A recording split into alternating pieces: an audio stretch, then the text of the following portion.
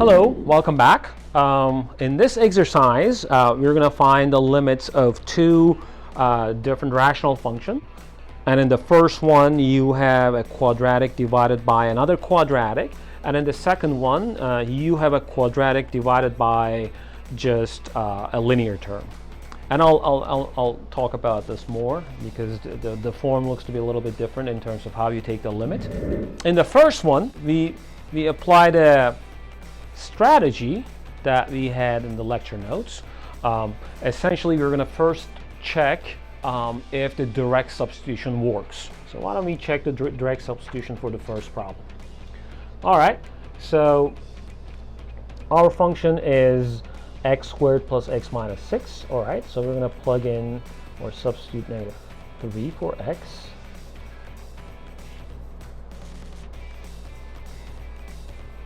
And let's see what we get.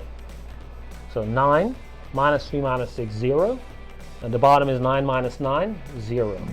So we got what we called an indeterminate form, which essentially means that the given function is not defined at x equals -3. F of x, I'm just calling it f of x, x squared plus x minus 6, is not defined at x equals -3. Going back to the list here, I have the second item, which basically says that can you find a g function for which f and g are equal except one point, which is, for this particular case, would be x equals -3. All right, so we are going to check if we can simplify the expression of f. So I'm going to rewrite f, and using some properties of algebra, I'll see if I can cancel out some of the terms or divide out some of the factors here. So the right factorization would be x plus 3, x minus 2 at the top, x minus 3, x plus 3 at the bottom. And if you don't remember how you factor a quadratic, you can use the quadratic formula. In the quadratic formula, you should find the roots to be -3 and plus 2. All right, in the bottom, you can apply the same quadratic formula to find the roots to be 3 and -3. All right, as you can see, I found a common factor here, which is x plus 3 and x plus 3. So I can divide them out. And then this function can be rewritten as x minus 2, x minus 3. So f equals g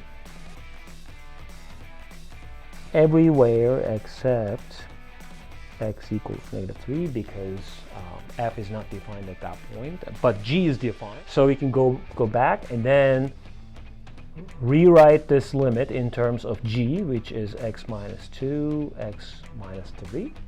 And for this limit, the direct substitution is going to work out fine because g is defined at the limit point -3.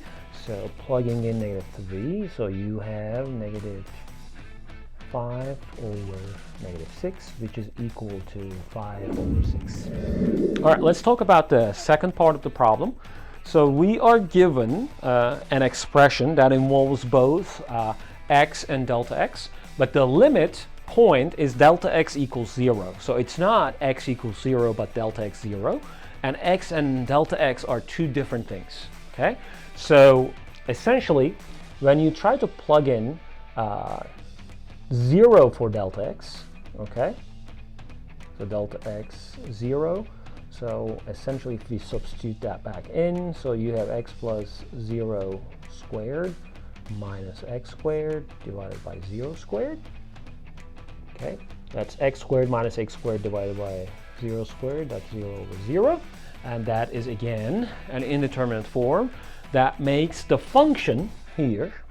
Let me call this function to be f of delta x, because the limit, again, is on the variable delta x. So f of delta x is not defined at delta x equals 0. All right? So the direct rewrite this expression here. So it's a polynomial for, in fact, a quadratic polynomial for delta x. So I'm gonna factor the top as x plus delta x minus x. So it's the difference of squares, right? We know that that can be factored as this. And as you see, this term here is x minus x, so these guys cancel out. So you have delta x times this whole quantity, which is 2x plus delta x divided by delta x. So let me just rewrite that. Delta x times 2x plus delta x divided by delta x. All right? So it's good news because delta x here is going to divide out this factor. All right? So in other words, this whole expression is simplified to 2x plus delta x. And I'm going to call this the brand new function g of delta x. As you see, g and f are equal, except delta x equals 0. So because of the dividing out technique, this limit is going to be equal to the limit of g, which is 2x plus delta x, for which I can use the direct substitution. So delta x equals 0, that makes it 2x. Right? Sorry for the long video. I think that's the end of the video. I'll see you in another video. Bye.